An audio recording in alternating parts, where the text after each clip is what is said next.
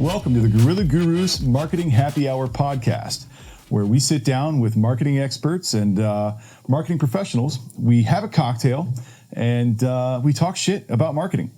We are going to curse in this podcast. Each podcast will be themed to a different cocktail and a different marketing subject. Today is marketing in Martinis. As this is our first episode, we're just going to do a broad blanket introduction to marketing as a whole. I'm here, William Crabtree, but I'm also with my co-host, Michael McKiernan, and our guest today, Mr. Scott Anderson. Scott Anderson is a member of Have Gun Will Travel, which is a really great local band here in Tampa. Is also a visual and audio aficionado. He really helped us out with getting everything set up for the podcast studio here. He's also a great team member here at TampaPrinter.com and Guerrilla Gurus. And Scott, tell us a little bit about what you do and your experience in marketing. Well, I'm a guitar player, so everything I've ever wanted to do comes from playing guitar. I grew up in outside of Atlanta, Georgia. My parents ran their own business, so I kind of grew up in a family run.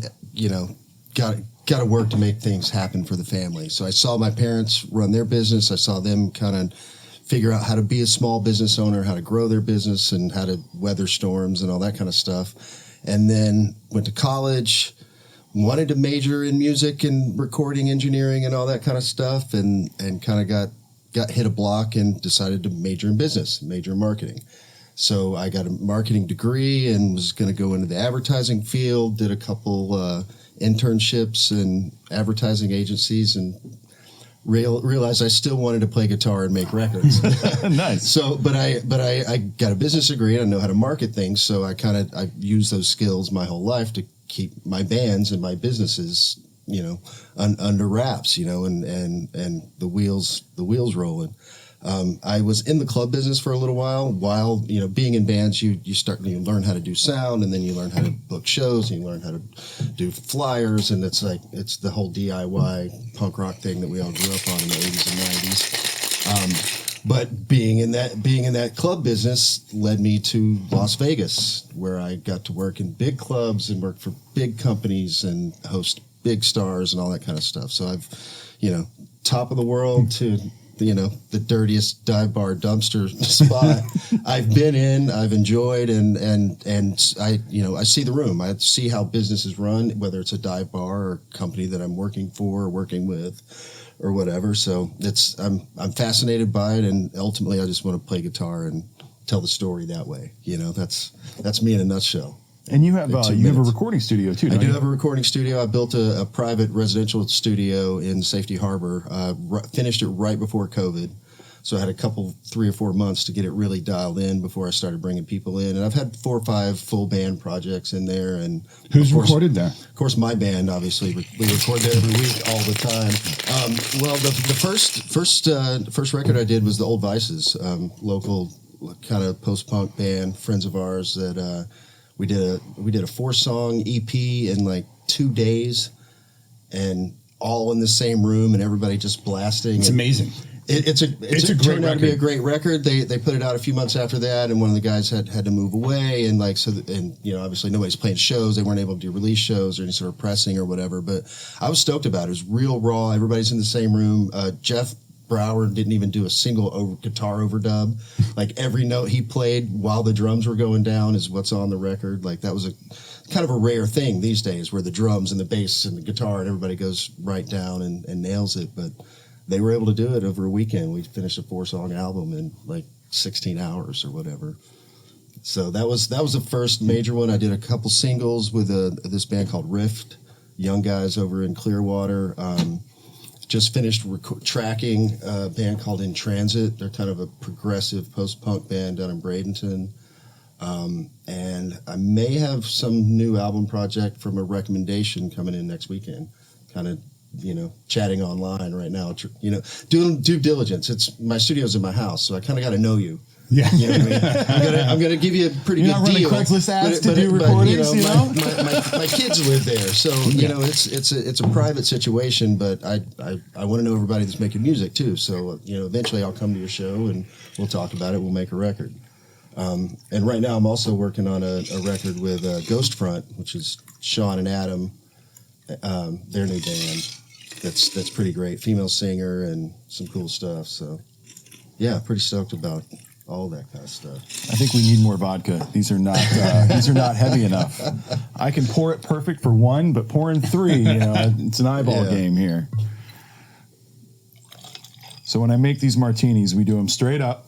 So straight up means there's no vermouth, there's no extras, there's no nothing. It's just vodka. So, and then we do blue cheese olives. The blue cheese seems to cut the vodka out a little bit. Takes a little bit of the flair off, and then I like them heavy shaken. Let them sit in the ice and permeate a little bit, you know? Yeah. And then I've even been known to throw some of the ice back into the cocktail as well. So we'll start back with you. So I got to ask you, what inspired you to drink martinis? Somebody gave me one. 007? No, it was just a random. It was a random thing. I was out with some friends, and somebody said, "Hey, you got to try this," and I was hooked. It was like, this is like drinking water to me, and I'd had a couple in me, so it's not quite like drinking water, but. The little bit of ice in there kind of cuts it too. So you got some water going with the vodka. Yeah. They go down smooth, and they're just so nice. It's like a little savory with your cocktail, Yeah.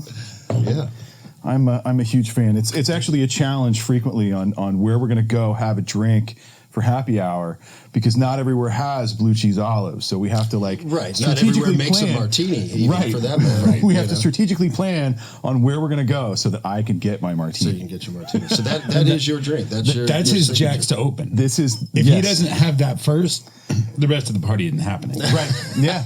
Got to have one to start. I usually only have one, and then I move to old fashions and other things as well. All right. So you start clear, and then you let it right percolate. Start clear and then go dark. If you go dark and then you go back to clear, it's a little, the old adage of liquor before beer, and you're in the clear. Mm-hmm. Your beer before liquor, you've never been sicker. Yeah. I kind of follow that, but I also do the clear before brown. Yeah. So you don't frown. Yeah. Well, yeah, whatever it takes. All right. Well, cheers, gentlemen. I'm intrigued because I've never had a straight up martini with blue cheese olives.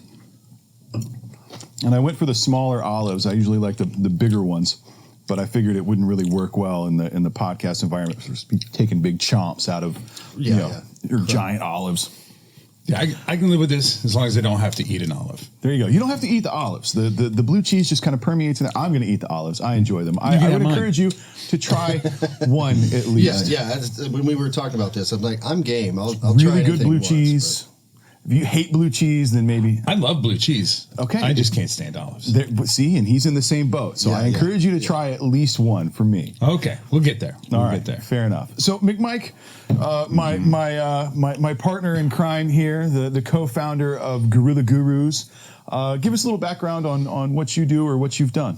Well, I guess it kind of started for me professionally, running a record store in New Orleans. So... not a traditional marketing background. Actually, I was studying English Lit at Tulane in New Orleans, but then it got weird because I had to pay for school. And I worked at a record store in high school. And so got a record store in New Orleans and absolutely loved it. And years down the road, I moved away. The person was talking to me about doing marketing. I'm like, I don't know anything about marketing. You got to go to school for that. Right. Obviously, they have classes, and you have to go to the business school and do that. And then realized quickly that what I had been doing at my record store was more marketing than anything else. It was all just creating hype, getting people to come in. And my rule of thumb is if you can put me in front of a music fan, I don't care what they listen to. As long as I can talk to them, I can find something they're going to love. Right. Yeah, so I'm not necessarily driving them to what I want them to listen to. I'm like getting all of that interaction. So learning that side of marketing, which they don't teach as much in school, of listen to that customer, find out what they're all about, and not just what they think they want, but really what makes them tick, so that we can drive them to something that's maybe surprising, or like for what we do, something that's more effective than something that's cookie cutter or out of the books. Right. And so I went from there, record store marketing, 20 plus years marketing for for the vice industry. There you go. I like that. The vice industry. The ATF oversaw a lot of what I did for 20 years. And it was great because it was a challenging, highly regulated industry. So to make something fun, exciting, intriguing, I mean, to keep me from blowing my brains out, because it could be so tedious. Sure. Yeah. Because everything has to be really by the books. Like, how do you look at that and then make it spin? And then spin that into something that is consumer centric, something that's really not for me, even though I'm entertaining myself, but something that people enjoy and creates more word of mouth. Love it. Yeah. I'm familiar with your work. I've participated in some of your work. And Same. I've worked for some of the same companies that you've worked for in the past, which is how we know each other. I mean, it was always a challenge, and it was a lot of fun. And I think it was really rooted in a lot of guerrilla marketing, Totally. in how you can create an experience around something as opposed to just, here's a thing, buy my thing, which that's what a lot of cut and dry marketing is, where, what we try to do at Guerrilla Gurus is create an experience.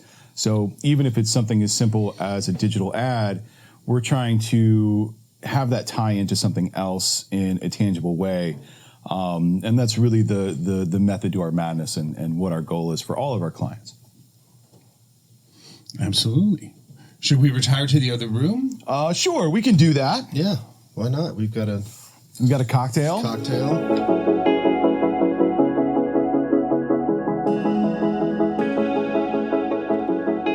So now we're in the Guerrilla Gurus lounge, and for those of you listening and watching at home, this is actually the studio in the Guerrilla Gurus office. We have the bar and we have the lounge.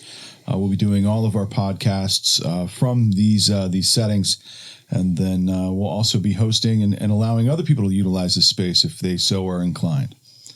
Oh, that's cool. So Scott, you mentioned that you have a degree in marketing. I do. I both Mike and myself are from the other side of the fence, and right. neither one of us are educated in the ways of marketing other than hard knocks. Sure. So I'm very curious as to what is being taught in school, and how specifically that's been able to apply to what you do now versus how much of that you've just kind of learned on your own from experience. Well, it's, I've been out of college for 22 years now. So it's a whole different game then? I'm not as young as I look. So I'm not sure what they're teaching these days, but I went to Georgia State University, downtown Atlanta, and it's a large commuter school, like 60,000 students. The average age is like 30. It's kind of where the professionals in Atlanta go to get their MBAs. That's kind of the that in education. So it's a very well-known business school, a lot of great faculty there, and it's kind of straight up by the book, as you mentioned. Here's our product. Here's how do we get it to market. But what that does, it gives you the fundamentals of like what we were talking about before, SWOT analysis. Like before you launch a product, you look at your strengths and your weaknesses and the opportunities and the threats in the market and in the the clientele that you have or whatever it is. So understanding the fundamentals, if you will, like the foundation of how to get a product, how to bring it to market was part of the education. The other part and to this day I find it fascinating, and part of what turned me off from having a career in the advertising industry was like one of the prerequisites was Philosophy 241, which is basically logic and human behavior. And ultimately it becomes consumer behavior and manipulating logic and manipulating consumer behavior. And then I did a couple little internships with like J. Walter Thompson, the big ad agencies, and super tight kind of situations. And I was like, this is miserable. I grew up a punk rock guitar player. I don't want to be that person that tries to convince people they want something that they don't. You know what I mean? And this is kind of the dawn of the internet. I had my first email address, through the school and the computer lab. This is the 90s. And to get to the answer to your question, I steered away from that. Like I wasn't going to go to the advertising track, and I wasn't going to run my parents' construction business. So me and my band friends picked up and moved to Florida when I was 24 years old. We all moved to an apartment over in Clearwater, and we're like, we're going to make this band happen in a new place, because we kind of got burnt out of Atlanta and this and that. That was 21 years ago, and I'm not in that same band, but I'm still tight with just about everybody that was ever involved in that band. And I've been in Have Gun Will Travel now for 16 or 17 years, and their old band was one that my old band used to play in. We had a connection from back in Georgia that kind of brought us all together. So we have familial connections, you know what I mean, plus 15 years of work. Again, to circle back, while I was in that band and working in clubs trying to get my Florida run underway, I got in the club business, and I got the opportunity to go to Las Vegas and open up the Beatles Revolution Lounge and nightclub. It was attached to the Cirque du Soleil Beatles Love Show. I've been there. I was the music and production director for the Beatles Revolution Lounge for the first year and a half it was open. Nice. And got to meet everybody, including the Beatles and Yoko Ono and everybody else. And I had amazing experiences, but my job was to host the talent that was performing there and work with the marketing department to market and produce those shows. And we were getting budgets from the president of the casino, and every bit of our advertising had to be approved by Apple Records and the Beatles organization under the umbrella of Cirque du Soleil. So I had to work in that very tight corporate environment, but I was the guy dressed like this in that meeting in the president of the casino's office, where his Ferrari is literally parked in this leather-bound office. And I'm dressed like this, selling we had a partnership with a radio station in Los Angeles, and we were trying to bring LA hipsters to Las Vegas for live underground music on the Strip.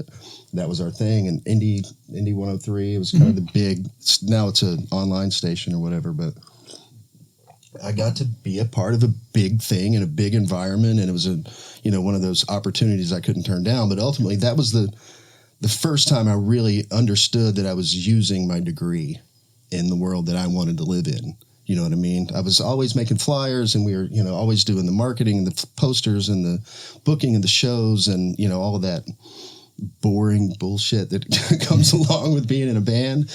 Didn't really think of it as using my degree. It was just like, fighting the fight. Once all of that kind of led me to that corporate environment where I was doing that, then it kind of started to make sense. And it brought me some confidence. Like when you can dress like a dirtbag in that guy's office and talk the way that I talk and sell the ideas that we had, you feel like you've done something, right? Absolutely. Well, it's layer after layer. Like you start to get a little inception on it, because I'm in marketing to do marketing for a business that I have to market what I think is a good idea to the business itself. So I have to market to be able to do the marketing for them. Sure. Yeah. It's always be selling internally sometimes, and it's an ugly cycle of marketing that just never stops. Yeah. But I mean, ultimately that experience was amazing on all sorts of different levels, but it was truly using the fundamentals of what you learn in school about marketing and about consumer behavior and about how people want to be spoken to, what stories you're trying to tell, and how to provide service. Like Las Vegas I can't go anywhere now because I expect that level of service. Like I can't go to a restaurant I can't go to a nightclub without like making that comparison, because they do it to the nth degree. And they are the best in the world. I met and got to know the owners of the Tao Group. And they own clubs around the world, big clubs and big restaurants around the world. And, those guys just bust ass, have fun, and deliver everything they say they're going to through their marketing, through their advertisement, through their bookings, through their investment in their business and that kind of thing. And it's hard to say marketing is cool, but when you see those guys doing that kind of shit and doing that kind of growth and paying attention to those fundamentals, it's pretty fucking cool. Marketing is cool. I think it's a lot easier to stomach, because it's like, oh, well, you're manipulating people. It's like, no, the definition of marketing is you're changing behavior. Right. I'm getting somebody to do something they weren't going to do otherwise. That isn't necessarily a bad thing. You know, because it could be, I could be marketing brushing your teeth. Right. Right. You know, you touched on this and you're touching on it as well, which is a great subject. And I want to bring it up is the overall, nobody wants to be sold to and nobody wants to feel like they're being marketed to. Right. So when an ad is overbearing or when a salesperson is overbearing, it's a turnoff, right? So there is some philosophy, there's some psychology that goes behind it. And that's really where a good marketer, you're not manipulating anybody, you're changing a behavior, which is not necessarily manipulation, but can be perceived as such. Right. But in general, you're presenting a message in a way that is going to implant an idea, that is going to change a behavior or create a behavior. And that's really the bare bones of what marketing is. But the philosophy that I like to take, and I think that what we take is an organization, is that we're doing marketing in a way that we're not trying to be overbearing. We're not trying to shove things down people's throats, or make people feel like they're being marketed to. It's supposed to be fun. So we try to have fun when we're on the outward side so that it's fun on the inward side. Sure. Yeah. And you know, one thing I've seen, because again, I work here. I'm down in the boiler room with the boys. Is like, you know, you make shit here. You make cool shit. Like, and there's always new ideas and new directions and new points of view of looking at this marketing problem, taking this SWOT analysis and putting it on the problem. Like, that's the one thing that, you know, with Mike, I've known him since he was in that other industry and we worked together a little bit there. And like, it's always like buckets full of good ideas, like things I wouldn't have thought of, but holy shit, he pulls them off, you know. It's cool. And I know that's kind of what you're bringing here, is this creative kind of left of center thought process. Right, into what Will was saying. So it's not doing something at people. Right. Like, the initial shock might be a little at them. Like, for them to go, what was that? What just happened? Where are you coming from? Yeah. But ideally, very quickly, we transfer it to we. So it's like, oh, this thing happened, but now it's us. It's not us at you. Now it's all of us together with an experience that we're having that you want to tell your friends about. I want you to tell your friends about it. That's very important to the business that we do. But doing that so that the work that we do gets known as like that little kind of sly, I see what you did there. Like, that's my favorite moment of where people are like, what the... oh my God, that was pretty good. Like, if I can get that reaction, got him. Yeah, then we're doing our job. And as long as I can tie that to whatever my client or whatever product I'm representing, whatever that is, as long as I can tie those things together so that whenever they repeat it, they bring up those names, then I did my job, at least to a degree. Absolutely. All right. I'm going to try one. I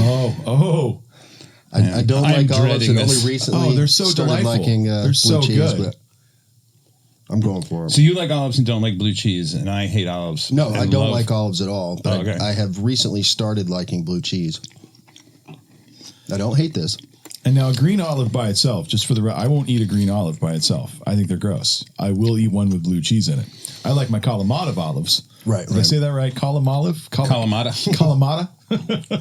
Oh. Yeah. No? Gnarl?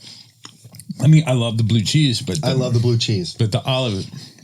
The vehicle is not acceptable. I mean, I never liked olives as a kid, but I always saw these kind of like the canned olives, right? So they're like Phillips head olives. They got the little thing on the back of it. Like, as a kid, I couldn't get away from the fact. What do they call them? Fish eyes when we were kids. Yeah, something silly, but I never liked them. My dad doesn't like them. Yeah, living in New Orleans, I think like one of the greatest things I missed out on is the muffaletta, which has an olive tapenade as like the dressing. It's like it's kind of like a dressing spread. It's like oil and vinegar and olives and spices and shit, and you just smear it on the sandwich. But it still tastes like olives. Right. So I'm like, this is one of the greatest things about New Orleans that I just can't stand because I don't like olives. Because I don't like olives. The only time I like olives at all, black olives on a Schlotsky's sandwich. I don't know why. It doesn't taste right without the olives, but I don't like olives. Yeah. I can still taste that olive. It lingers. So you just gotta chase it with the vodka. But fortunately, like you said, the blue cheese is kind of It helped. cutting the funk of that. I like the blue cheese and the vodka. That sounds weird to even say, but Well, I had meant to it bring softens. it does. It softens it. And I had meant to bring it with me. I've got another little thing that I do. I take a smoked cheddar, a smoked sharp cheddar, and I'll put a little slice of that in the martini as well. So that starts soaking up some of that smoke. Yeah. It's quite tasty as well. And like the blue cheese is doing, releasing some of the oil into the vodka that smooths it out a little bit. Yeah. I don't hate the drink. I don't need another olive. Fair enough. But I might dig the blue cheese out of the. So next time if I make them for you, I'll just put a little blue cheese chunks on the bottom and leave out the olives. Chunk up the blue cheese. Yeah. So do you like gin martinis? I don't drink gin. No. Gin and I do not get along. I've had some good days and bad days with gin. It's not something I drink on a regular basis, but like on a boat with gin tonic, gin soda with limes, I drink a lot of gin. It works. You are a gin drinker. I think we're probably going to wind up having to drink some gin at some point, or I'm going to have to at some point throughout this venture. So each episode will have a different cocktail with a different theme. We've got quite a few lined up already. We're still working on guests. Got a lot of fun names and play on words. Yeah. There's a bunch of great ideas there for sure. But the whole premise is just we're going to talk about marketing and drink and have fun and hopefully at some point we can expand and we can have both rooms going. We'll have a bunch of people in here. Sure. Yeah. Well, I think a lot of what we want to get out of it, it's twofold. One is getting to know friends like you a little better. Sure. Yeah. It's a weird format to do that, but it's a great format to do that because then I had no idea. I'm blown away. It's awesome. Then our other friends get to know more about you, and that becomes a bigger community, and that's huge for us. And I think that the other big part of, at least for me, is demystifying a lot of what marketing is. Right. That a lot of people are like, "Oh, I don't want to be marketed at." I'm like, sometimes you really do, and you definitely want to use it because everybody else is using it at you. Constantly. Might as well grab the reins. Right. And as long as you know how it works, like this is what it is. I think that Will and I have talked that through the course of actually the whole agency, we're happy with teaching a lot of people how to do it themselves, DIY. Sure. A lot of this stuff. Right. We have a bandwidth. Right. Two, we like the bigger projects. So if it's something that's going to get your business going, to bring the bigger projects to us later, we're happy to show people. Yeah. Yeah. No, we like drinking and we like hanging out. So if you ever want to join us for a happy hour and talk about your business and get some tips, the more alcohol you put in us, the more forthcoming we are. Right. Yeah. It won't be the first time, and it definitely won't be the last time. We've done it quite a bit for people, and I usually try to be pretty transparent in a lot of the things that we do, and it's the world of digital marketing now is really, really fun, and there's a lot of crazy shit that you can do. Yeah. I sometimes feel in the dark because, again, my education was 20 years ago, and I've been on my own path. I guarantee you they're not teaching the shit that we're doing in school. It's still marketing still now is very similar to what it was when you went to school. Yeah. And I know this because I've talked to other marketing students. It's still very much fundamental and philosophy and psychology, and it's not implementation. They're not teaching search engine marketing or digital marketing or event planning or anything like that if you're getting a marketing degree. So if someone goes to school for marketing, you're still going to come out and you got to get an internship at a place like us to teach you how to actually implement it into the real world. And that's kind of what he was talking about, is like demystifying the world of marketing. Like even I think for me as a student, I was fearful of going into marketing because I didn't want to be the manipulator. You know what I mean? And like what you guys are doing both with the podcast and with your business here is kind of, easing that transition for people that do want to just, maybe I'll start with a poster and some business cards, you know what I mean? And then it turns into SEO and reaching out in a digital way, very targeted to very specific kind of things.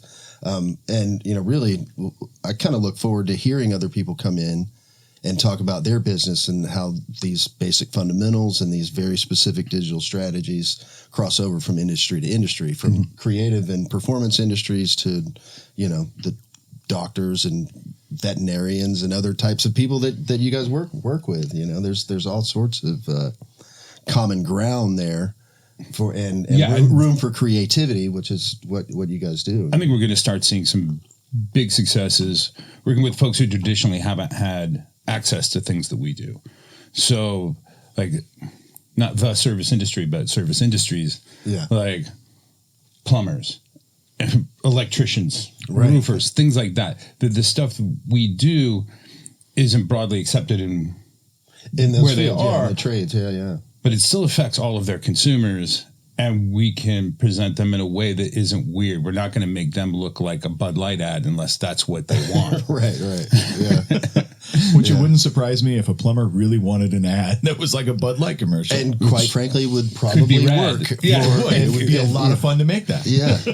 We'll target it to certain passcode zip codes or whatever, but no slide on passcode, but I try to miss all the lights. And understanding that, like, I've always wanted to be like an ad man, like watching like the reruns at my grandparents' house of like Dick Van Dyke, of like, oh yeah, you know, they're creative and they're funny and they have really cool jobs. Yeah. And then getting into marketing, I'm like, but I really want to get into advertising, and then realizing advertising is a subset of marketing. Right. Yeah. Like, it's part of it. Ad guys are in marketing. Right. But there's way more to marketing than just advertising. Yeah. Not all marketing guys are in advertising. Absolutely. And most of what they teach is analysis. Right. So yeah. That's actually a good point to bring up, and is great for this this platform is where is the line between advertising and marketing? Yeah, especially now with the digital delivery. I mean, everything's instantaneous. Well, I think it depends on what your goal is. And that's where having a background in, whether it's experience or going to school, is important. Having those SWOT analysis to know what you're trying to do with any given program or campaign is that, like, if I want to get people talking, an ad can be part of it, but it's not the whole thing. Like, I need to follow it up. So I can't assume that because you saw my ad, it's going to go viral or proto-viral. Just people, talking to their friends. So we need to seed those things. And within the ad, you need to create, call to action and all kinds of other things to make that happen. Right. Yeah. Subliminal and overt. But where it really gets into marketing to me is, all right, how do I get them to the ad? Well, that was marketing. How did they get there? The ad itself didn't land itself in front of people. Right. So how do I get them there? And then how do I treat them afterwards? And how do I make it a conversation and an experience more than just the 10 seconds that they took to look at something? Yeah. So the line is, ads are essentially a message, and marketing is how the message is delivered. Right. So an ad man seeing through the delivery. And seeing through the delivery. And some can transcend. And some marketing can transcend ads. But you look at something like horrible examples, like the WhatsApp that we all know. Right. Yeah. But that. And it's, 20 years ago? At least, yeah. But that became something that kept living on outside of the ad. Ads are finite. You saw the ad was over. Right. But if you kept on doing it, that's some brilliant marketing and brilliant ad work. Yeah, for sure. So then where does guerrilla marketing land in all of this?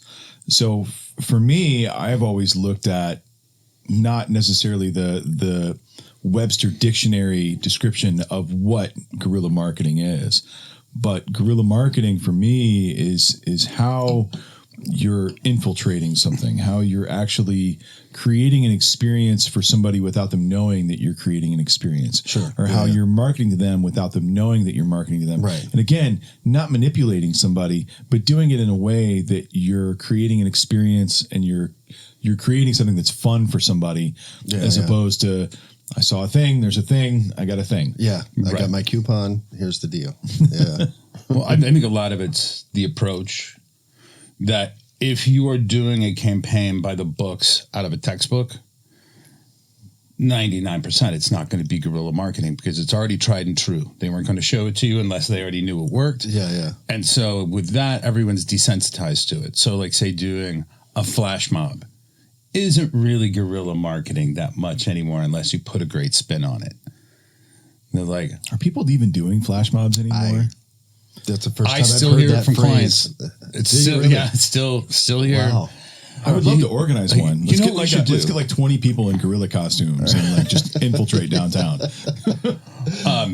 Might get shot. Or as one of our coworkers mentioned before too, of like the was it the Harlem Shake, or like all of these things that like they became trends. Once the trend has passed, like you need to be on the front end of that, right? You need to be before it is commonly accepted. And that is the one thing that has definitely changed in the 20 years since I got out of marketing school, which is virality and meme-worthy things, whatever it is, but things going viral and the lifespan being like that. Like the Harlem Shake, like it's and that's kind of what TikTok's built on. It's like there's a song, there's a dance, there's a do-do-do-do-da. That's awesome for like 3 days, and then it's completely out of your mind and it's gone. Right. What you guys are, talking about and wanting to do for your clients is something that's got a little more legs than that. Like you might approach it in that fact, but you're planting the seeds for a longer haul. Right, exchange. but it's also even still playing with some of those trends as well. Sure, I mean, jumping on the trends, participating in those, but then also having that tie back into something that's going to have longevity. Right, but and the that just company being hopefully a blip does well in an entire campaign. Right. Yeah. The difference between now and 20 years ago is we didn't all have supercomputers in our pockets. Yeah. Yeah, even 15 years ago, doing national events, I doing 30 events every 3 days across the country, is that I could do the same event over and over and over again, travel it across the country because nobody had seen it. Nobody knew it was coming. Now, I do something in Kansas City. Everybody in Chicago knows. Everybody in LA already knows. If it was that hot, it already came out. So you don't get that, I see what you did. You get the, I see it coming. And that's not nearly as fun. Fair. Sure. I think there's still a little bit of, I think you kind of play both sides, right? So if for what you're talking about, an event that you're repeating the same event over and over again, you have to kind of have the same surprise with a different payoff at each one. So you have to kind of plan it out where I know something's coming. I just don't know what it's going to be. Right. Yeah. And then the hype that can be created behind like the people that got that aha moment and then shared it in their social media only helps promote the event from a national level. Yeah. So I don't think that aspect of marketing is dead. I just think it's evolved and it has to be done in a different way. Well, and I think a lot of times the aha or the wow or the connection factor is actually just doing something right. So all right, we're doing a cheesy, goofy theme, whatever it might be. You're like, oh man, it's one of those corporate whatever parties, and they go and they're like, holy crap, that was amazing.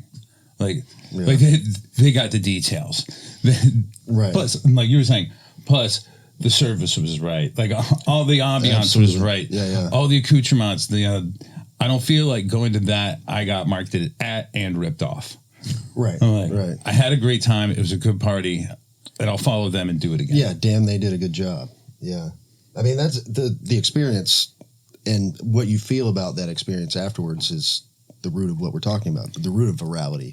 Like if whatever the company is, if they're able to execute, even if it's the same thing day after day, if it gets a little bit better and a little bit different payoff or whatever it is, like that's kind of the note of success to me, is that it gets better, or at least hits that higher level mark that you expect going in, if you already know that it's going to happen. We've all done events, and the first event versus the last event. The last event's going to be 1,000,000 times better than the first one because you've learned and way less every work, event. and way less work, right? Because you're focused on.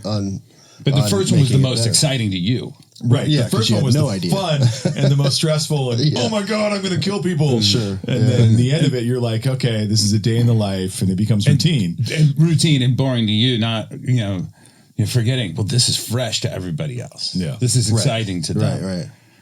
Done that over and over. That's and over exactly what being in a band on tour is like, because you're going from town to town trying to recreate the best moment of last night, while getting over your worst moment from last night. Right. And we still have to chase. I mean, it's not just events, digital marketing. Like, if we're doing ads for a local nightlife venue or an artist, that we want to make sure that once they click, they're like, okay, what is that? Like we've sunk the hook. or they nibbled at the hook at least, Right, and then we right. get them in. That next time they see an ad, they're like, okay, I want to see what's next. Yeah. I want to see what else they have. And keeping that, fresh content, digital allows you better to do it than anything has before, like say magazines or any kind of print collateral.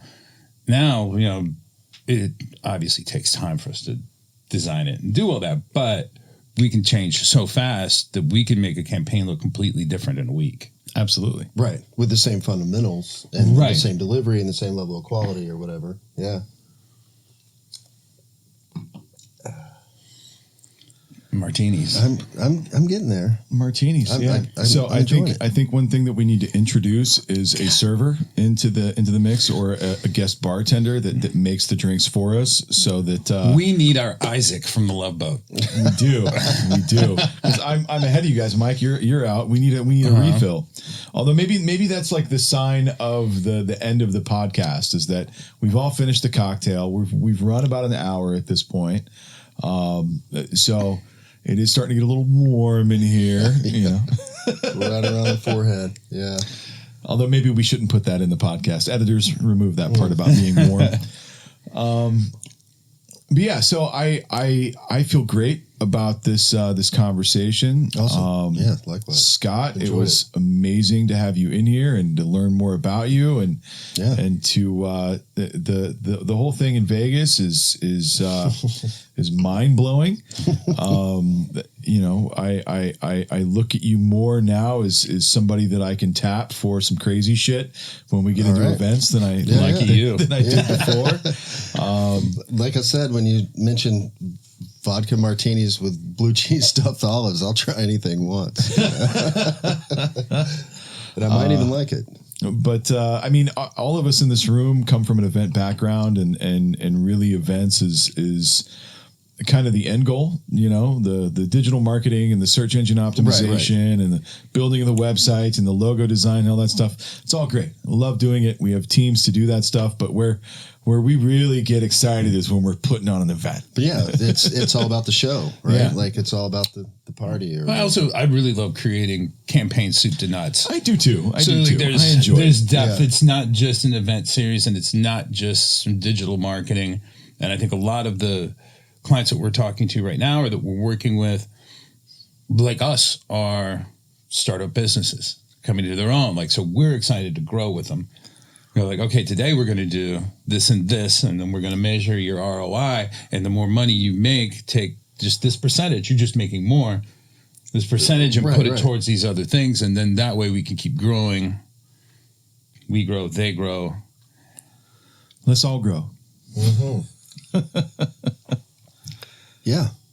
So feel good about it? I do. I feel great. Awesome. I feel Let's not forget to thank Zach. Also, Zach, our engineer, the Mr. Zach McCormick, who is also a guerrilla guru, or a guru, if you will. A lot of the designs and a lot of the crazy stuff that you see coming out of us, out of Tampa Printer and Guerrilla Gurus, comes from Mr. Zach here. And he makes some cool stuff on that machine downstairs. He really does. Cool. He really does. Yeah. So thank you guys very much for sitting in, and again, thank you, Scott, for participating. Thanks for having me. Yeah. Until we see you guys next time, market long and enjoy life. And if you have any recommendations, email us at info@guerrillagurus.com. If you go like, hey, I'd love to see something about this or that, let us know. Absolutely. We sometimes take direction. We'll take direction all day. What we do with it, we'll see.